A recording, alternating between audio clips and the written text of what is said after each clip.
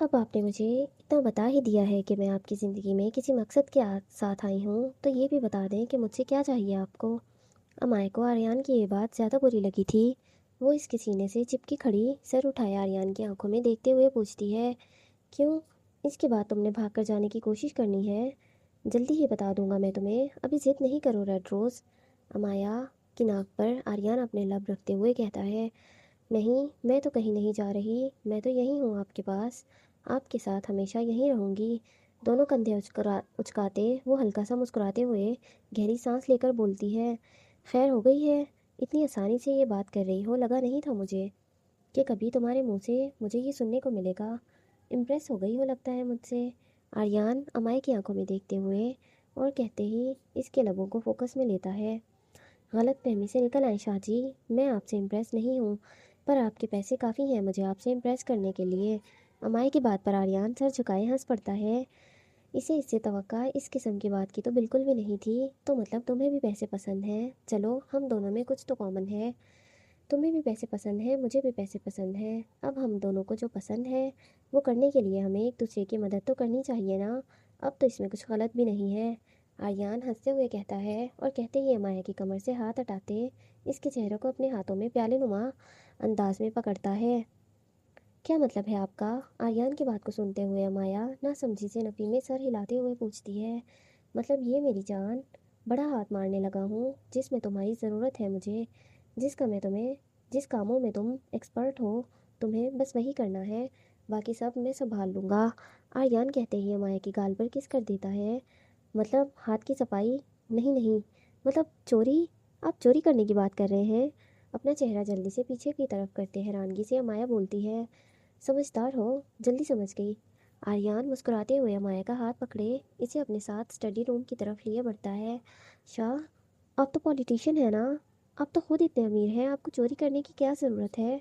اور آپ چوری کر کے کریں گے کیا؟ آپ کے پاس اتنے پیسے ہیں، آپ کے پاس پیسے نہیں ہیں، آپ جھوٹے امیر ہیں نا؟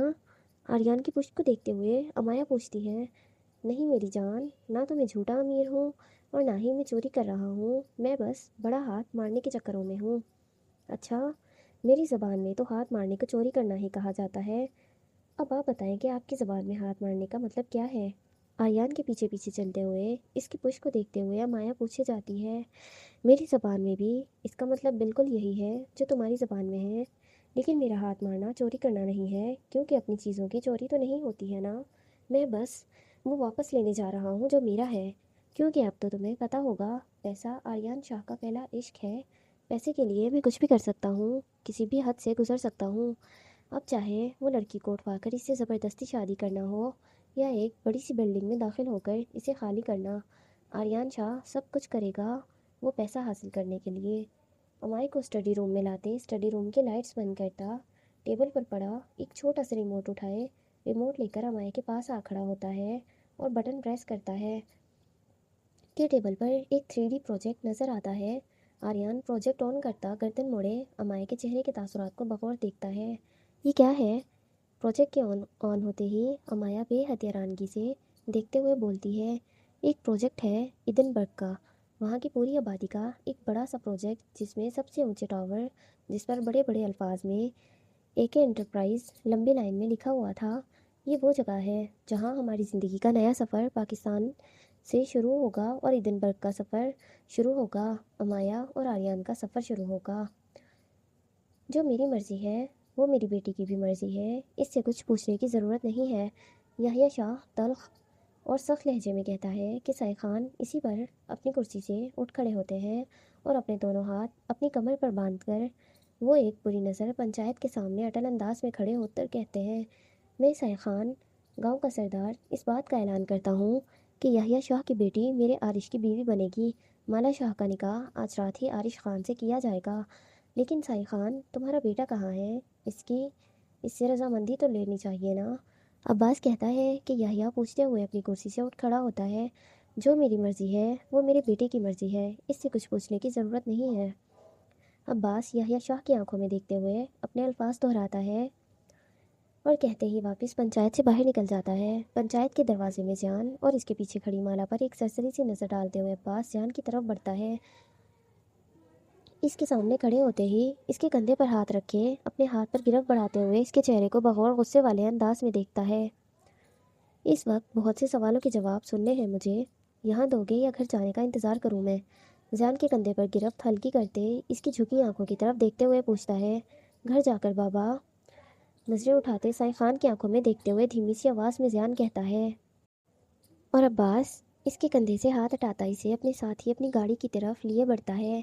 زیان اور عباس پنچایت سے باہر نکلے حویلی جانے کے لیے۔ حویلی جانے کے بجائے عباس عارش کے پاس ہسپتال جانے کے لیے بڑھتا ہے۔ جیسے جیسے گاڑی ہسپتال کے راستے کی طرف بڑھتی جاتی ہے زیان کے دل کی دھڑکنیں تیزی سے بڑھتی جاتی ہیں۔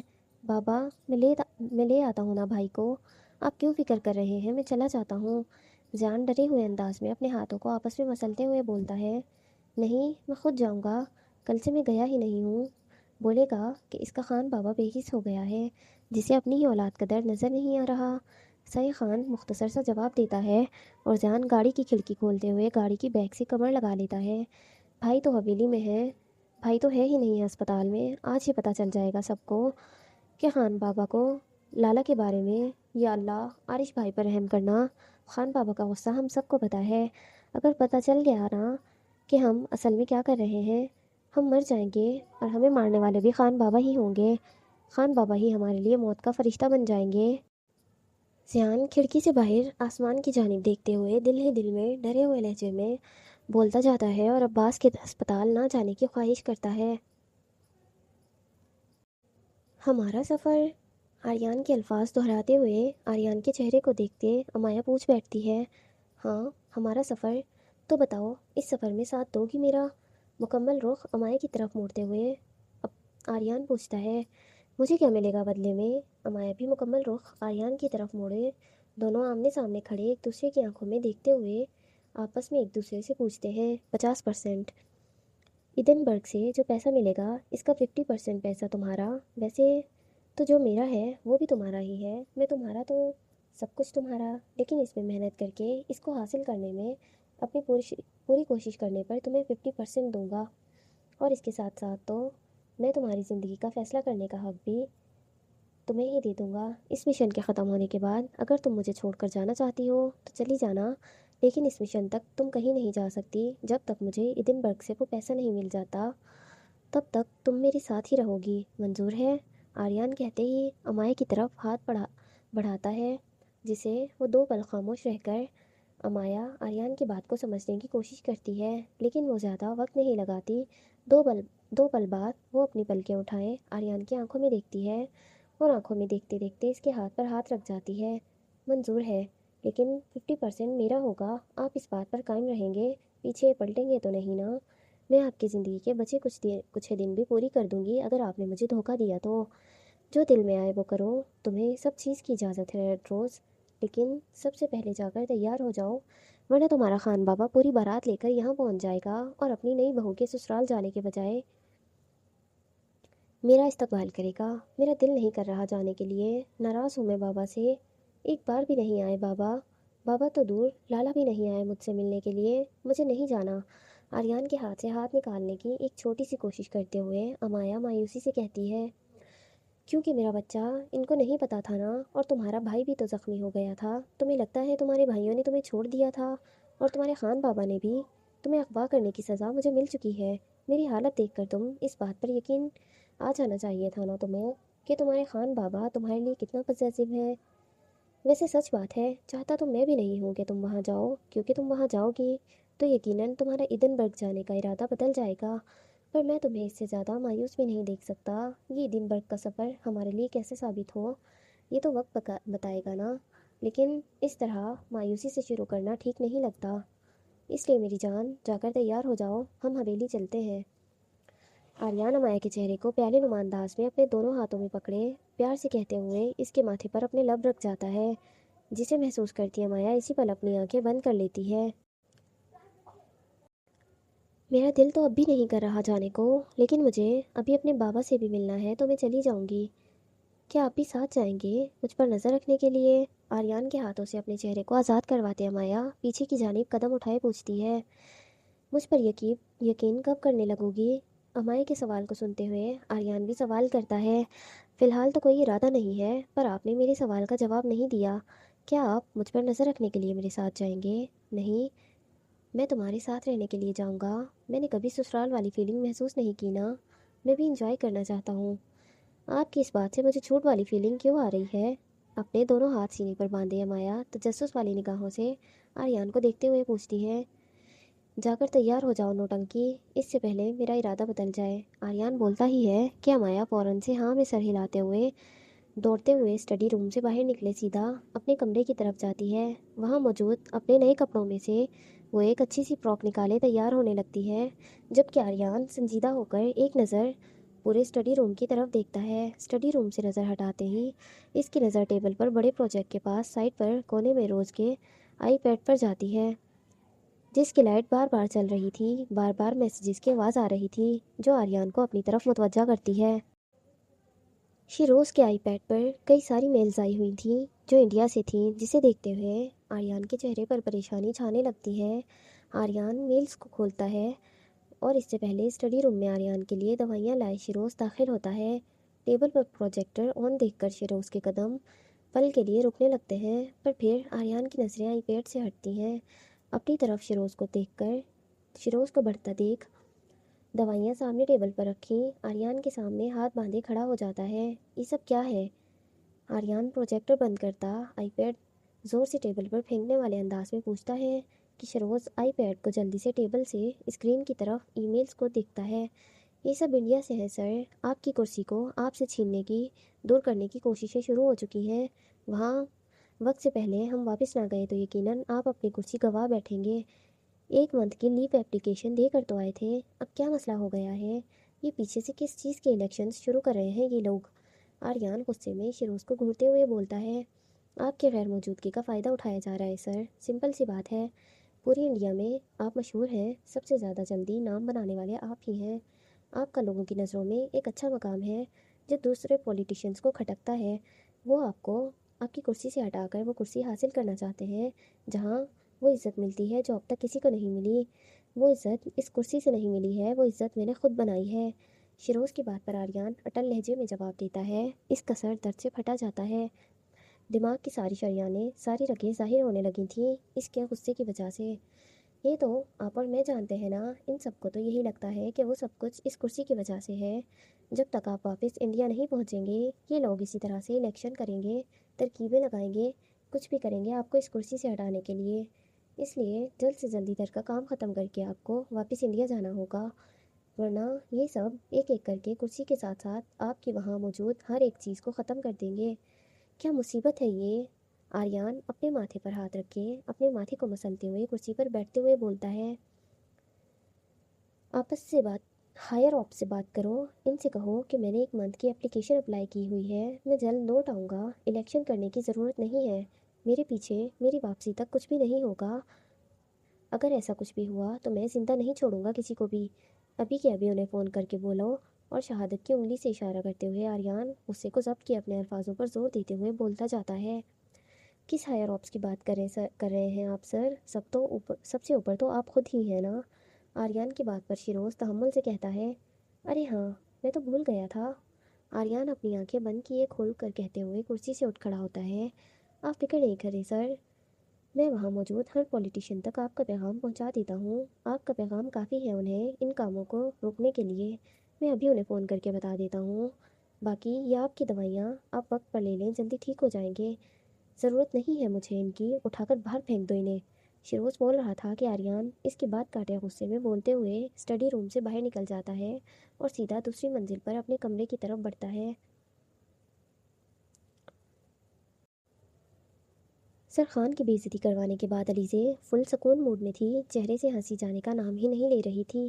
اس وقت بھی وہ پرسکون سے اپنے کمرے پر بیٹھ کر کتابیں پھیلائے ہوئے صرف اور صرف کتاب کے پنے پلٹ رہی تھی۔ پڑھا اس نے ایک الفاظ تک نہیں تھا، اب تک بس ایک نظر اپنی اسائنمنٹ کی طرف دیکھ رہی تھی اور ایک نظر کتاب کی طرف۔ علیزے کہاں سے شروع کروں، بس یہ سوچے جا رہی تھی۔ شروع اس نے ایک الفاظ تک نہیں کیا تھا کہ اتنے میں کمرے کا دروازہ کھلتا ہے اور زرخان اندر آتا ہے، جسے دیکھ کر علیزے پھر سے مسکراتے ہوئے جلدی سے اپنا سر جھکائے اپنا منہ کتابوں کی طرف کر لیتی ہے، پر زرخان کو اس کے چہرے کی ہنسی دکھ گئی تھی۔ بہت دانت نہیں نکل رہے ہیں تمہارے؟ انہیں بند کر لو، اس سے پہلے میں توڑ دوں۔ علیزی کو ہنستا دیکھ زور سے دروازہ بند کرتے ہوئے کہتا ہے، پتہ نہیں کیوں پر آپ کی بے عزتی جو ہوئی ہے نا، مجھے دلی سکون ملا ہے سچی میں۔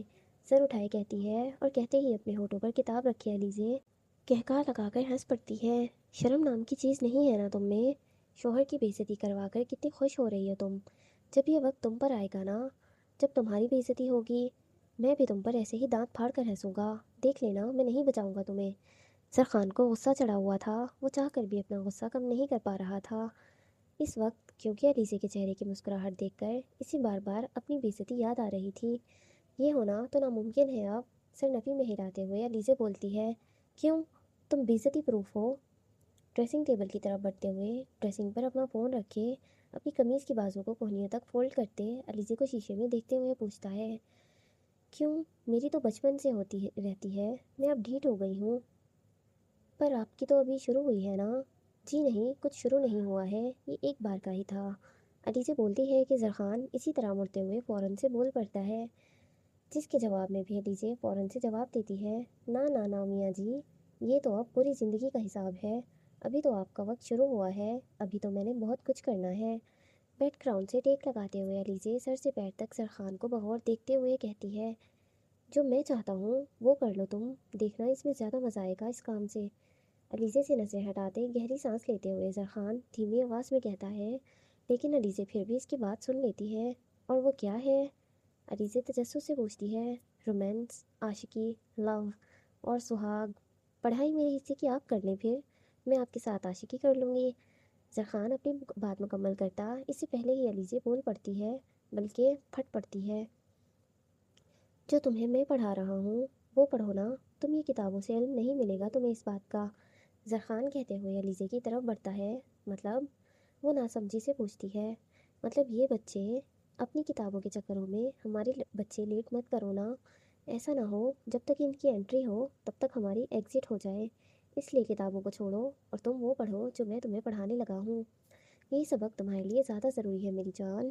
زرخان کہتا ہے، اور کہتے ہی علیزے کا چہرہ تھوڑی سی پکڑے اوپر کی جانب کرتا ہوا جھک کر اس کی گردن پر اپنے لب رکھ دیتا ہے، جسے محسوس کرتی علیزے اپنے ہاتھ میں پکڑی کتاب اور مضبوطی سے بھینچ لیتی ہے۔ ہمارے ایگزٹ ہونے تک تو ہمارے ایگزٹ ہونے کی تو آپ فکر ہی نہ کریں، کیونکہ آپ کو مار کر مروں گی میں، یہ طے ہو چکا ہے، اور دوسرا میرے بچوں کی فکر ہی نہ کریں، وہ امانت ہے اللہ تعالیٰ کے پاس، صحیح وقت پر لے لوں گی میں ان سے۔ سرخان علیزے کی گردن کو آزاد کرتا ہے کہ علیزے اس کی آنکھوں میں دیکھتے ہوئے بولتی ہے، اس پر سرخان اس کے چہرے پر اپنے ایک ہاتھ سے پکڑے اس کے لبوں کو فوکس میں لے چکا تھا، نظر اس کے ہونٹوں پر ٹھہر چکی تھی، لیکن جلدی وہ ہونٹوں سے نظر ہٹاتا علیزے کی آنکھوں میں دیکھتا ہے اور کہتا ہے، بچے کیا درخت سے توڑ کر لاؤ گی؟ وہ دینے والا تو میں ہی ہوں نا تمہیں۔ زرخان شرارتی سے انداز میں بولتا ہے، آپ کو نیند آ رہی ہے، آپ کل سے سوئی نہیں ہے نا، اس لیے آپ الٹی سیدھی باتیں کر رہے ہیں، سو جائیں جا کر اور مجھے بھی پڑھائی کرنے دیں، فی الحال بچے لانے کا موڈ نہیں ہے دنیا میں، پیپر دے کر پاس ہونے کا ہے، جہنم میں جانے کے کام کر رہی ہو تم اپنے شوہر کے دل کو توڑ کر۔ علیزے کہتی ہے کہ زرخان لب بھیجتے ہوئے بولتا ہے، اور بولتے ہی اسے چہرے سے ہاتھ ہٹاتا خود بھی اپنے قدم پیچھے کی جانب بڑھا لیتا ہے، تو شوہر کو کون بولتا ہے ہر وقت دل ہاتھ میں لیے پھرنے کو، سکون سے اسے اس کی جگہ پر رکھے اور ساتھ ساتھ اپنے رومانس کے بار بار پڑھنے والے دورے کو بھی۔ زرخان کے جانے کے بعد علیزے اپنی کتاب کے پنوں کو پلٹتے ہوئے بڑبڑانے والے انداز میں کہتی ہے، لیکن اس کی بڑبڑاہٹ کو بھی زرخان بآسانی سنتا ہے اور پلٹ کر منہ چڑھاتے ہوئے جواب دیتا ہے، جو غصہ وہ کم کرنے کے چکروں میں تھا وہ اب اور زیادہ بڑھ چکا تھا، ظالم عورت، شوہر کے رومانس کو دورے کا نام دے رہی ہو، اللہ پوچھے تمہیں گوریلا کی جڑواں بہن، اب بات نہ کرنا تم مجھ سے آئندہ کبھی بھی، میرے منہ لگنے کی بھی ضرورت نہیں ہے اب تمہیں۔ سرخان کہتے ہوئے بیڈ کے دوسری طرف گھوم کر آتا ہے علیزے کی بیڈ پر، پھر اس کی ساری کتابوں کو ہاتھ سے ہٹاتے ہوئے وہ وہیں لیٹ جاتا ہے، لیکن کروٹ لے کر، یہ آپ کیا کر رہے ہیں؟ وہاں جا کے سو جائے نا، کیوں میری کتابیں خراب کر رہے ہیں؟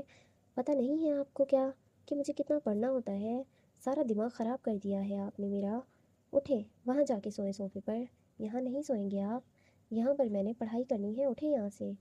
زرخان کی کمر پر تھپڑ مارتے ہوئے علیزے اسے اٹھانے کی کوشش کرتی ہے، لیکن زرخان اٹھنے کے بجائے علیزے کا وہی ہاتھ پکڑ لیتا ہے اور اسی طرح کروٹ لیے لیٹا رہتا ہے۔ جن کیوں کر رہے ہیں یہ سب؟ مجھے پڑھنے دینا، مجھے پیپرز میں فیل نہیں ہونا۔ اٹھ جائیں، چھوڑے میرا ہاتھ، چھوڑے میرا ہاتھ، سنتا نہیں ہے کیا آپ کو؟ علیزے کہتے ہوئے ہاتھ کو کھینچ کر چھڑوانے کی کوشش کرتی ہے، پر زرخان کی گرفت مضبوط تھی۔ علیزے اس کے ہاتھ سے اپنا ہاتھ نہیں نکال پاتی۔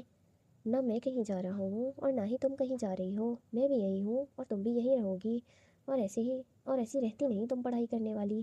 پڑھائی کبھی کی بھی ہے تم نے آج تک؟ جو تم نے پڑھائی کرنے کا دورہ پڑ رہا ہے، تمہاری کرتوتوں سے اچھی طرح سے واقف ہوں میں۔ پڑھائی کم کرنے جاتی ہو اور لڑکوں کو تاڑنے زیادہ جاتی ہو تم۔ بیٹھ جاؤ، تم نے کون سا یونیورسٹی جانا ہے دوبارہ؟ اٹھاؤ ساری کتابیں یہاں سے۔ کیا مطلب ہے آپ کو؟ میرا یونیورسٹی بجانا بند کروا رہے ہیں کیا آپ؟ علیزے زرخان کی پشت کو دیکھتے ہوئے پوچھتی ہے۔ جی یہی مطلب ہے میرا۔ تمہیں کیا لگتا ہے جہاں تمہارا وہ ہینڈسم پرسنالٹی ہے وہاں میں تمہیں دوبارہ بھیجوں گا؟ پڑھائی وڑھائی ختم تمہاری، اب گھر میں رہو گی تم ہیں؟ نہ کریں جن ایسا، نہ کریں۔ اور میں نے کیا کیا ہے آپ کے ساتھ؟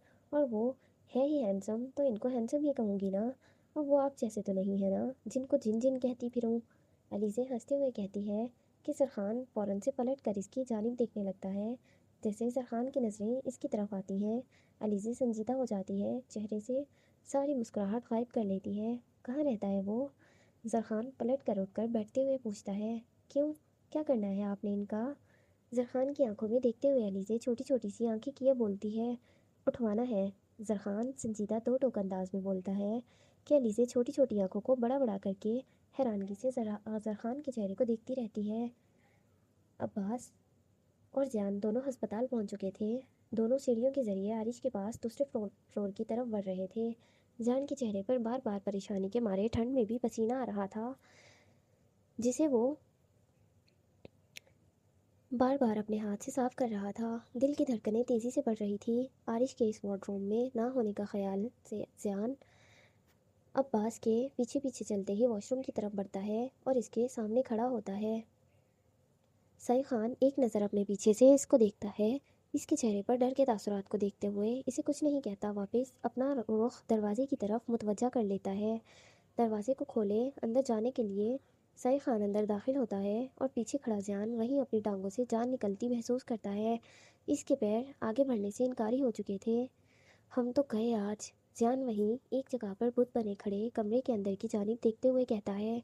اس کی آنکھوں کے سامنے صرف اور صرف کمرے کی کھڑکی نمایاں ہو رہی تھی اور کچھ نہیں۔ وہیں کھڑے رہنے کا ارادہ ہے یا اندر بھی آؤ گے؟ عباس اندر سے بلند آواز میں کہتا ہے۔ آیا بابا، زیان کہتا ہے اور کہتے ہی اپنے بالوں میں ہاتھ پھیرتا ہوا روم میں داخل ہوتا ہے۔ اندر وہ 2 قدم ہی رکھتا ہے کہ اس کی نظر سیدھا پیشنٹ بیڈ پر پیشنٹ گاؤن میں ملبوس نظریں عارش پر جاتی ہیں جو اپنی پٹی تبدیل کروا رہا تھا۔ عارش کو دیکھ زیان کی آنکھیں پھٹی کی پھٹی رہ جاتی ہیں۔ کیا ہوا تمہیں؟ عارش زیان سے پوچھتا ہے۔ آپ یہاں؟ زیان بولنے لگتا ہے کہ جلدی سے نظریں اٹھائیں سائے خان کی طرف دیکھتا ہے۔ ان کی جانب دیکھتے ہی زیان خاموش ہو جاتا ہے۔ تمہاری شادی فکس کر دی ہے، پتہ چلا اس بارے میں؟ سعید خان عارش کے سامنے صوفے پر بیٹھتے ہوئے بغور عارش کو دیکھتے ہوئے پوچھتے ہیں۔ جی زیان نے بتایا مجھے کہ آپ نے یحییٰ شاہ کی بیٹی سے میرا نکاح فکس کر دیا ہے، پر مجھے نہیں لگتا ہے بابا کہ یہ کرنے کی ضرورت تھی۔ کیوں؟ عارش کی بات پر عباس تجسس سے پوچھتا ہے، جبکہ زیان پریشانی سے عارش کی جانب دیکھتا رہتا ہے۔ چھوٹے نے نہیں بتایا آپ کو؟ زیان عارش کی طرف اشارہ کرتے ہوئے پوچھتا ہے۔ نہیں، فی الحال تو کچھ نہیں بتایا، پر بہت کچھ بتانا باقی ہے اس کا بھی۔ عباس بھی زیان کی جانب دیکھتے ہوئے کہتا ہے۔ اس کے بجائے میں آپ کو بتا دیتا ہوں، بات تو ایک ہی ہے، یحییٰ شاہ کی بیٹی کو اغوا میں نے کیا تھا اور اس لیے مجھے نہیں لگتا ہے کہ یہ نکاح ہوگا۔ آپ کو نکاح کے بدلے کسی اور چیز کی ڈیمانڈ کرنی چاہیے تھی، یا آپ بے شک اسے معاف کر سکتے تھے۔ دشمنوں پر خون معاف نہیں کرتا میں، جو دشمن ہے وہ خون کا بدلہ دے کر رہے گا۔ عارش بولتا ہے کہ عباس اس کے جواب میں اٹل انداز میں بولتے ہوئے صوفے سے اٹھ کھڑا ہوتا ہے۔ تم نے اسے اغوا کیا تھا، اس بات کا کیا مطلب ہے؟ تم پاگل ہو گئے ہو؟ ایسے کیسے کر سکتے ہو تم؟ عارش کی بات پر غور کرتے ہوئے عباس غصے میں پھٹ پڑتا ہے۔ میں جانتا ہوں بابا یہ غلط بات ہے اور مجھے ایسا نہیں کرنا چاہیے تھا، پر آپ جانتے ہیں نا غصہ تو غصے میں کب کہاں کس پر کتنا آ جائے، اس بات کا اندازہ تو کوئی نہیں کر سکتا نا۔ چاہتا تو میں رجب کے ساتھ کچھ برا کرنا تھا، پر وہ تو ہاتھ ہی نہیں آیا، تو جو ہاتھ آیا میں نے اسے جانے نہیں دیا۔ یحییٰ شاہ کی بیٹی کو اٹھوا لیا تھا میں نے۔ عارش عباس کے سامنے شرمندگی والے انداز میں گہری سانس لیتے ہوئے دھیمی سی آواز میں کہتا ہے۔ عارش کو شرمندہ دیکھ عباس اسے مزید کچھ بھی نہیں کہتا۔ تو اس کا مطلب وہ لڑکی تمہیں پہلے سے جان چکی ہے؟ تم نے کچھ غلط تو نہیں کیا نا اس کے ساتھ؟ خان بابا، آپ ایسا سوچ بھی کیسے سکتے ہیں؟ میں ویسا نہیں ہوں، آپ جانتے ہیں مجھے۔ عباس کی بات پر عارش فوراً سے سر اٹھائے اٹل انداز میں بولتا ہے، کیا اسے صرف اغوا کیا تھا تم نے، یا پھر تم دونوں بھائیوں نے مل کر یہ کیا تھا؟ نہیں، صرف میں نے کیا تھا، زیان کو اس بارے میں کوئی علم نہیں تھا۔ عباس کے سوال پر عارش جواب دیتا ہے، پر پنچایت میں تو اسے یہی لے کر آیا تھا، تو تم یہ کیسے کہہ رہے ہو کہ اسے پتہ ہی نہیں تھا اس بارے میں؟ عباس زیان کی طرف دیکھتے ہوئے سوال پوچھتا ہے کہ عارش اپنے سامنے موجود ڈاکٹر کو جانے کا اشارہ کرتے ہوئے بیڈ سے نیچے اترتا ہے اور عباس کی طرف قدم بڑھاتا ہے اور پھر اس کے سامنے آ کر کھڑا ہوتا ہے۔ وہ یہ سب صرف میرے لیے کر رہا تھا کہ کہیں جب آپ کو یہ پتہ چلے گا کہ میں نے ایسا کچھ کیا ہے تو آپ کو برا نہ لگ جائے۔ وہ صرف میرے لیے برا بن رہا تھا خان بابا، اس میں اس کی کوئی غلطی نہیں ہے۔ زیان پر ایک سرسری سی نظر ڈالے عارش اٹل انداز میں بولتا ہے اور گہری سانس لے کر اپنے بابا اور بھائی دونوں کی طرف دیکھنے لگتا ہے، جو دونوں ایک دوسرے کی آنکھوں میں آنکھیں ڈالے ایک دوسرے کو دیکھ رہے تھے۔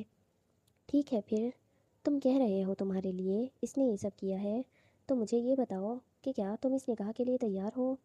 جانتا ہوں میں کہ مجھے تم سے پہلے پوچھنا چاہیے تھا، کوئی بھی فیصلہ کرنے سے پہلے، لیکن وہ وقت ایسا تھا کہ میں کچھ نہیں پوچھ پایا تم سے، اس لیے اب پوچھ رہا ہوں۔ بتاؤ، کیا تمہیں میرے اس فیصلے سے اعتراض ہے؟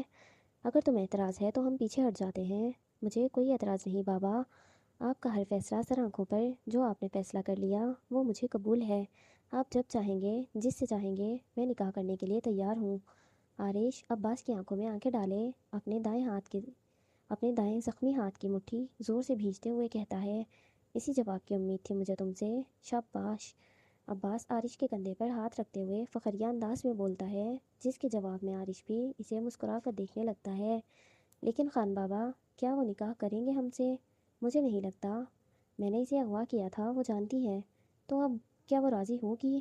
جب اس کا باپ راضی ہو گیا ہے تو وہ بھی راضی ہے۔ اس کے باپ نے سب کے سامنے کہا ہے کہ جو اس کا فیصلہ ہے وہی اس کی بیٹی کا بھی فیصلہ ہے۔ اب وہ دونوں ہی نہیں پلٹ سکتے ہیں، اس لیے تم اب بے فکر ہو جاؤ۔ اگر تمہاری طبیعت ٹھیک ہے تو واپس حویلی چلو، آج رات کو نکاح ہو جائے گا تمہارا، اور ویسے بھی ہماری امایا آنے والی ہے، آج اس طرح کی مصیبت تو تب آئے گی، اس کو جھیلنے کی تیاری کرو، وہ زیادہ مشکل ہے۔ کیا مایا جان واپس آ رہی ہے؟ اس کا وہ کھڑوس شوہر آنے دے رہا ہے اس کو؟ زیان جو کب سے خاموش کھڑا تھا، امایا کے آنے کی بات پر وہ بھی بول پڑتا ہے، اس کے شوہر کی ایسی کی تیسی، آج جو خاطر تواضع اس کی میں نے کی ہے نا، اس کے بعد وہ امایا کو حویلی لانے سے انکار اپنے خواب میں بھی نہیں کر سکتا۔ میں نے اپنے حصے کی اس کی خاطر تواضع کر دی تھی، اب تم دونوں کی باری ہے۔ تمہارا جیجا آ رہا ہے پہلی بار، ویلکم نہیں کرو گے اس کا؟ عباس کہتے ہوئے چہرے پر بڑی مسکراہٹ چھا جاتی ہے جو ہنسی میں بدلتی جاتی ہے۔ عباس کی بات سنتے ہی عارش اور زیان جو ایک دوسرے کی جانب دیکھ رہے ہوتے ہیں، ان کے چہرے پر بھی عجیب سی شیطانی مسکراہٹ جگہ لے چکی تھی۔ آپ فکر ہی نہ کریں خان بابا، مہمانوں کی خدمت کرنا تو فرض ہے ہمارا، جو کہ ہم اتنے سالوں سے ادا کرتے آئے ہیں، ہم اب بھی ادا کریں گے، بے فکر رہیں آپ، ایسا ویلکم کریں گے کہ وہ پوری زندگی نہیں بھولے گا۔ سوری بھولیں گے جمائی صاحب، آخر کو کار وہ ہمارے داماد ہیں تو عزت کرنا ہمارا بھی فرض ہے نا۔ عارش اپنے دل پر ہاتھ رکھتا ہوا کہتا ہے، اور کہتے ہی اس کی آواز سنتے ہی عباس اور زیان دونوں قہقہہ لگاتے ہوئے ہنس پڑتے ہیں۔ چلو حویلی چلتے ہیں، عباس دروازے کی جانب اشارہ کیے کہتا ہے، بھائی آپ انہی کپڑوں میں جائیں گے، بدلیں گے نہیں؟ ہاں، وہ کپڑے خون سے بہہ گئے ہیں، وہ وہاں پڑے ہیں، اٹھا لو انہیں، گھر جا کر بدلوں گا اب دوسرے کپڑے۔ عارش صوفے کے سامنے پہلے ٹیبل کی جانب اشارہ کیے، انگلی سے اشارہ کیے بولتا ہے، اب یہ بھی میں اٹھاؤں؟ نہیں، تمہارے سسرالیوں کو بلاتا ہوں، وہ آ کر اٹھائیں گے، اٹھا لو چپ چاپ کر کے، تمہارے نخرے ہی ختم نہیں ہوتے۔ بھائی باقی سب تو ٹھیک ہے، پر میری دکھتی رگ پر ہاتھ نہ رکھیں، اب آپ کی شادی ہونے لگی ہے تو مطلب کچھ بھی بولیں گے؟ زیان گندا سا منہ بناتے ہوئے عارش کی شکل دیکھتے ہوئے کہتا ہے، اور عباس کو کراس کرتا ٹیبل کی طرف بڑھتا ہے۔ زیان کی شکل دیکھتے ہوئے عباس اور عارش کا ایک بار پھر سے کہا بلند آواز میں چھوٹتا ہے، مرو مت، دنیا میں آئے ہو تو تمہارا بھی نکاح کروا دوں گا میں، بس اللہ سے دعا کرو کہ تمہارے لائق کوئی لڑکی مل جائے، جیسے تمہارے کرتوت ہے نا، لڑکی ملنا بڑا مشکل ہے۔ ضیان کو اپنی طرف آتا دیکھ سائیں خان اس کے کندھے پر ہاتھ رکھتے ہوئے سنجیدہ انداز میں بولتا ہے، بے عزتی ہوئی ہے کیا ابھی ابھی میری؟ معصومانہ انداز میں ضیان ان دونوں کی طرف دیکھتے ہوئے پوچھتا ہے۔ ابھی بھی فیل نہیں ہوئی؟ تمہاری اینڈ لیول والی ہو چکی ہے میرے بھائی، عارش بھی ضیان کے دوسرے کندھے پر ہاتھ رکھتے ہوئے کہتا ہے، اور کہتے ہی تینوں کمرے سے باہر نکلے، ہسپتال سے باہر واپس حویلی جانے کے لیے نکل جاتے ہیں۔